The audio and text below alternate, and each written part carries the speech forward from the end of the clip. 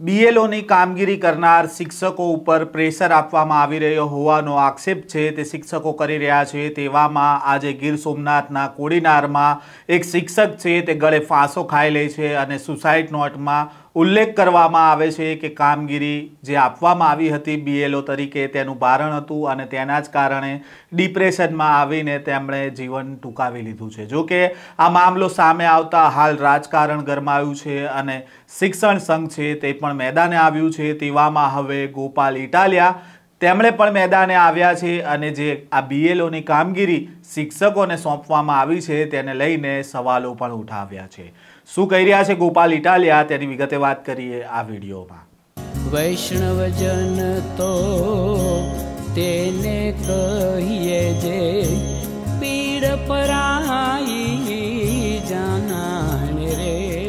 નમસ્કાર, નવજીવન ન્યૂઝમાં આપનું સ્વાગત છે। હું છું જયંત દાફડા। શિક્ષકોને બીએલઓની કામગીરી સોંપવામાં આવતા જે તે સમયે વિવાદ થયો હતો, કારણ કે શિક્ષણ ઉપર શિક્ષણ સિવાયનું ભારણ છે તે વધારાનું સોંપવામાં આવ્યું હોવાના આક્ષેપ કરવામાં આવ્યા હતા। જે તે સમયે શિક્ષકોએ આનો બહિષ્કાર કર્યો હતો, પરંતુ ધરપકડનો વોરંટ ઇસ્યુ થશે તેવી વાત સામે આવતા શિક્ષકોએ આ કામગીરીનો સ્વીકાર કર્યો હતો અને ત્યારબાદ આ કામગીરી શરૂ થતાં શિક્ષકો ઉપર ભારણ અને પ્રેશર વધી રહ્યું હોવાની વાત પણ સામે આવી હતી। તેવામાં ગીર સોમનાથના કોડીનારમાં અરવિંદ વાઢેર નામના શિક્ષક છે તેમણે આપઘાત કરી લે છે અને તેમણે સુસાઇડ નોટ લખે છે, જેમાં તેમને બીએલઓની કામગીરી જે સોંપવામાં આવી છે તેને લઈને તેમણે પ્રેશરમાં રહેતા હોવાની વાતનો ઉલ્લેખ છે તે કરવામાં આવ્યો છે। જો કે આ સુસાઇડ નોટ સામે આવતા પરિવારજનોએ મૃતદેહનો સ્વીકાર કરવાનો ઇનકાર કર્યો હતો અને તેમણે પોતાની માંગો છે તે સરકાર સામે મૂકી હતી, પરંતુ આ પરિવારજનોની શિક્ષણ મંત્રી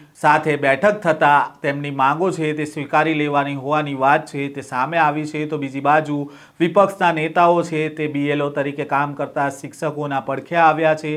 તેવામાં ગોપાલ ઇટાલિયા છે તેમણે પણ બીએલઓ તરીકે જે કામ કરી રહ્યા છે શિક્ષક તેમની પડખે આવ્યા છે અને તેમણે જે બીએલઓની કામગીરી શિક્ષકને સોંપવામાં આવી છે તેનો તેમણે વિરોધ કર્યો છે। તેમણે સવાલ ઉઠાવ્યા છે કે જે તે સમયે બીએલઓની કામગીરી સોંપવામાં આવી હતી ત્યારે ચૂંટણી પંચને તેમણે અને ચૈતર વસાવાએ રજૂઆત કરી હતી અને શા માટે 1 મહિનાની અંદર આ કામગીરી છે તે પૂર્ણ કરવા માટે પ્રેશર આપવામાં આવી રહ્યું છે તે તમામ મુદ્દાને લઈને સવાલો ઉઠાવ્યા હતા।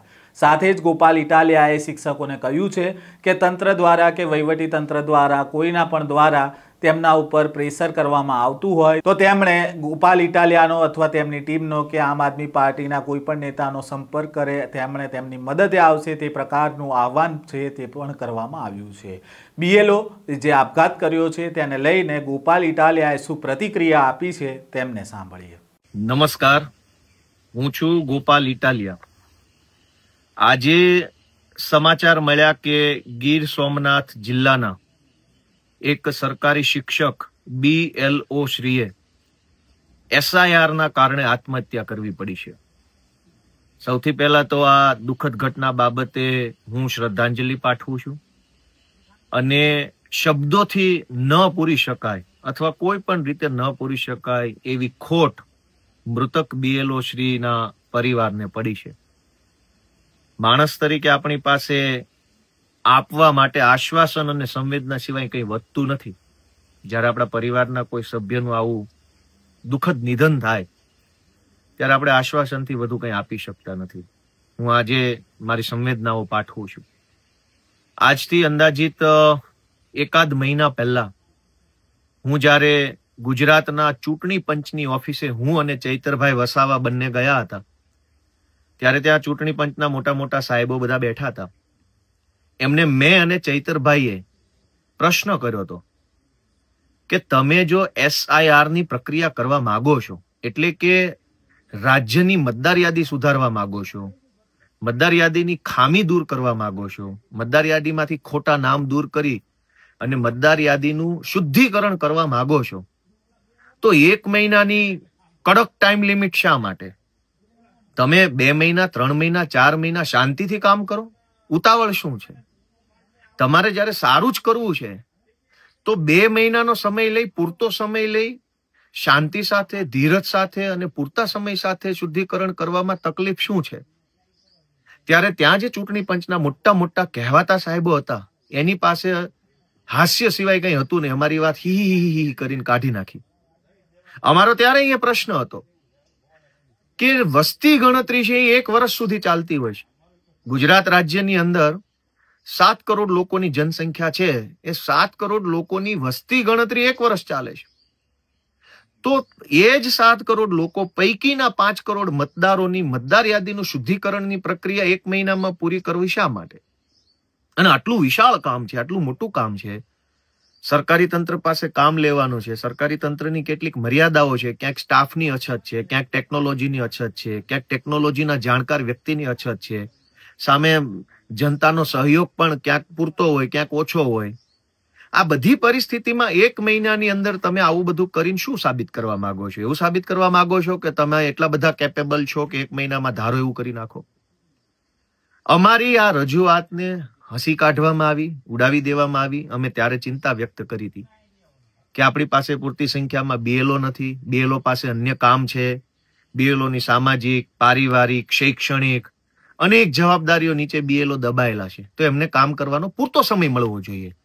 આ રજૂઆત આજથી 1 મહિના પહેલા જ્યારે SIR ચાલુ નતું થયું ત્યારે મેં અને ચૈતરભાઈ વસાવાએ ચૂંટણી પંચને કરી હતી. આજે જ્યારે હું આ બોલી રહ્યો છું ત્યારે દેશભરમાંથી લગભગ 5 જેટલા BLOએ, કદાચ મારો આંકડો ખોટો ન હોય તો 5 જેટલા BLOએ આત્મહત્યા કરી લીધી છે SIRના કારણે. જે વ્યક્તિએ પોતાનું જીવન ટૂંકાવ્યું છે એના પરિવારની ખોટ કોણ ભરશે? સરકારને એટલી શરમ નથી કે કરવું જ છે તો 2 મહિના માટે કરો, 4 મહિના 6 મહિના સુધી ભલે SIR ચાલતું, તકલીફ શું છે? અને આ 1 મહિનામાં શું થઈ રહ્યું છે ગુજરાતભરના, જેમ કે ગીર સોમનાથ જિલ્લાના BLO શ્રીએ આત્મહત્યા કરવી પડી. અત્યારે ગીર સોમનાથ જિલ્લો SIRની કામગીરીમાં ગુજરાતમાં 2જા નંબરે ચાલે છે. ત્યાંનું જિલ્લા વહીવટી તંત્ર, ત્યાંના કલેક્ટરો ને મામલતદારો જે કોઈ હોય એને ગુજરાત સરકાર પાસેથી મેડલ લેવાનો શોખ જાગ્યો છે 1લા નંબરે આવવા માટે. અને એટલે છેલ્લા ઘણા દિવસોથી BLO ઉપર પ્રેશર કરે છે કે જલ્દી કામ કરો, 100% કામ કરો, આમ કામ કરો, તેમ કામ કરો, 100% ડિસ્ટ્રીબ્યુશન બતાવો, 100% ડિજિટલ અપલોડ કરો SIRના ફોર્મને, આમ કરી નાખો, તેમ કરી નાખો. શું કામ? કે BLOને પ્રેશર કરીને આખી રાત BLO કામ કરે અને એ BLOના કામગીરીના આધારે જિલ્લાનો કલેક્ટર કે જિલ્લાનું વહીવટી તંત્ર ભાજપની સરકાર પાસે સારું થઈ આવે, મેડલ લઈ આવે કે જો અમે બધા કેટલું બધું સારું કામ કરનારા છે. તમે કેટલું સારું કામ કરનારા છો અમે જાણીએ છીએ. સરકાર બદલાશે ત્યારે તમને મેડલો આપશું. તમે કેટલા સજ્જનો અને કેટલા દુર્જનો છો એ અમને બધી ખબર જ છે. ભાજપના ખોળામાં બેસીને હોશિયારીઓ મારો છો અમે જાણીએ છીએ. પણ શિક્ષક જેવા વર્ગને દબાવો છો તમે કે જે વર્ગ ભોળો છે. શિક્ષક એટલે એક માસૂમ વર્ગ. કોઈ આમ એવું નથી કે તમારી આરે લડાઈ ઝઘડો કરશે. પોલીસ ઉપર દબાણ કરો તો તમને ખબર પડે. શિક્ષક તો સીધા માણસો છે. એટલે ગુજરાતમાં જે કંઈ પણ BLO શ્રી છે એને મારી વિનંતી છે કે તમારા ઉપર કંઈ પણ કામને લઈને બિનજરૂરી ખોટી રીતનું ગેરકાયદેસરનું પ્રેશર હોય તો તમારી આસપાસમાં આમ આદમી પાર્ટીના જે કાંઈ નેતાને કાર્યકર્તાને ઓળખતા હોય ને એને તમારે જાણ કરો. તમારા ફોનથી કરો અથવા બીજાના મોબાઈલથી કોઈ પણ રીતે પણ અમને જાણ કરો. અમે તમને મદદ કરશું. અમે તમારા ઉપરી સાહેબો છે એને રજૂઆત કરશું. જે કંઈ જનતા માટે કરવું પડે કરીશું. પણ આવું આકરું પગલું કોઈ ન ભરે. મારા પોતાના અંગત ઘણા શિક્ષક મિત્રો છે. હું એનાય સંપર્કમાં છું અનેક લોકોના. એની ઉપર એક એવડું પ્રેશર છે મને ખ્યાલ છે. ચૂંટણી પંચની મીટિંગ થઈ મારી, હું અને ચૈતરભાઈ ગયા ત્યારે ચૂંટણી પંચ સાથે એક એવા મુદ્દા પર ચર્ચા થઈ હતી કે SIR ચાલુ થાય એના 15મા દિવસે સર્વપક્ષી રાજકીય પક્ષોની મીટિંગ બોલાવીશું. એ 15 દિવસ દરમિયાન શું થયું, શું ના થયું, કેમ થયું, કેટલી પ્રોબ્લેમ્સ આવે છે એની ચર્ચા પાછા કરીશું. પણ સરકારના આદેશથી ચૂંટણી પંચે બીજી વખત સર્વપક્ષી બેઠક બોલાવી નથી. શું કામ? કે જો બોલાવતા તો હું અને ચૈતરભાઈ પાછા જતા અને ખખડાવતા એને કે તમારા માણસો દાદાગીરી કરે છે શિક્ષકો ઉપર અને જબરજસ્તીથી કામગીરી કરાવડાવે છે. 99% થઈ ગયું, 98% થઈ ગયું. આપણે ભારતમાં રહીએ છીએ, અમેરિકામાં નહીં. 99% કામગીરી મોબાઈલ ઉપર બતાવી શકાય પણ વાસ્તવિક રીતે નથી હોતું. બધાને બધી ખબર છે. પણ સરકારની પાસે સારા થવાની લાઈમાં જે કાંઈ ચાલી રહ્યું છે એ ખરેખર ખોટું છે.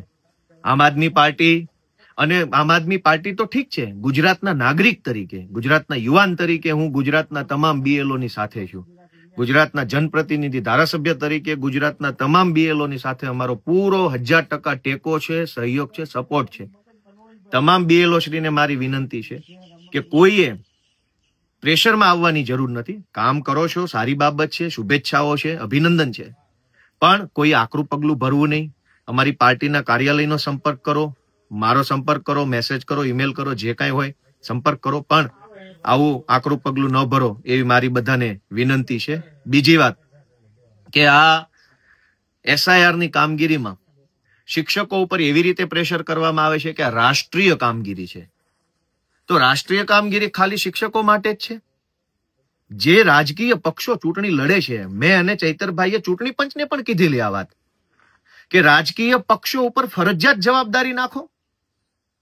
વિશ્વની કહેવાતી સૌથી મોટી કેડર બેઝ પાર્ટી ભાજપ થઈને ફરે છે, તો ભાજપના માણસોને સોંપો થોડુંક કામ.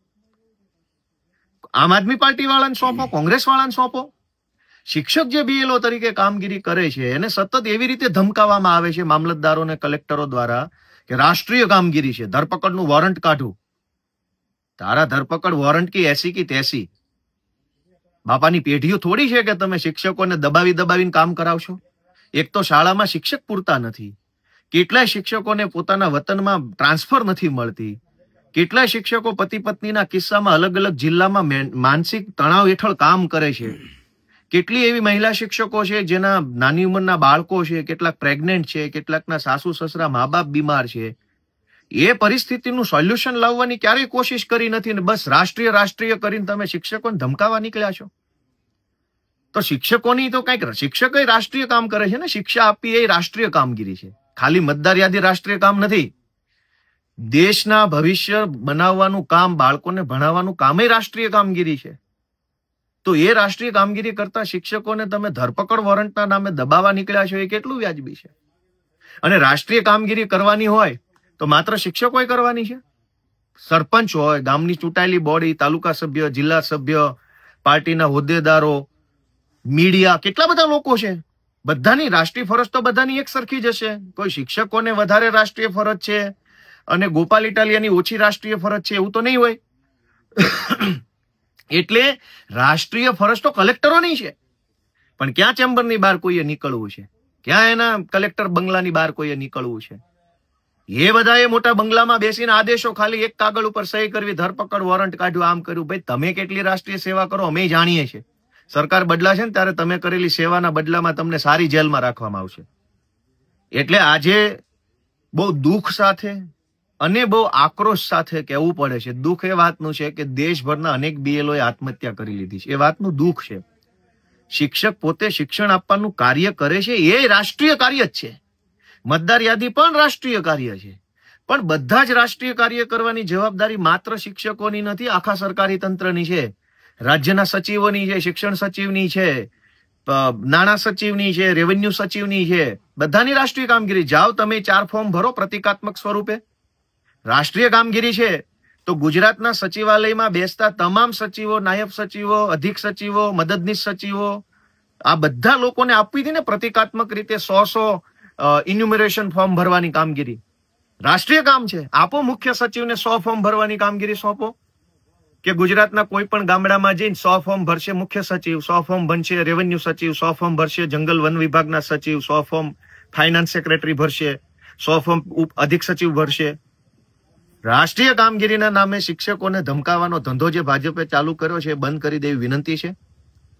અને ગુજરાતભરના સૌ ગુરુજનો, શિક્ષકોને મારી વિનંતી છે કે પ્લીઝ કોઈ આકરું પગલું ન ભરો. કંઈ પણ ટેન્શન, તણાવ, તકલીફ હશે અમે તમારી સાથે છીએ. બિન રાજકીય રીતે સપોર્ટ, ગુજરાતના નાગરિક અને ધારાસભ્ય તરીકે અમારો તમને પૂરો સપોર્ટ છે.